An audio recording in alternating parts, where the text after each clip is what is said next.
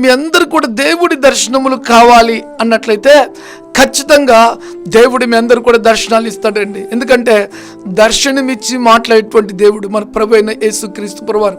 అయితే దేవుని దర్శనం మనం పొందుకోవాలి అంటే ఏం చేయాలి? దేవుడి వాక్యానికి విరోధమైనటువంటి క్రియలు చేయకూడదు.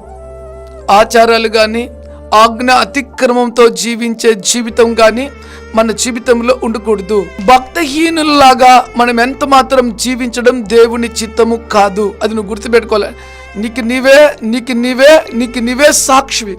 నీ క్రియలే నీ మీద సాక్షిగా ఉంటాయి. నువ్వు భక్తిపరుడవో కాదో నీకే తెలుస్తుంది. నిజమైన భక్తిపరుడికి ఉన్న స్టామినా చాలా అద్భుతంగా ఉంటుంది. అది దేవునితో అంటుకట్టుబడి ఉంటుంది కాబట్టి రోషము కలిగి మాట్లాడతాడు, ధైర్యంగా ఉంటాడు. దేవుని ప్రవచన వాగ్దానం ఏంటంటే నిజమైన భక్తి పరుని జోలికి రావడము అంటే చాలా కష్టం.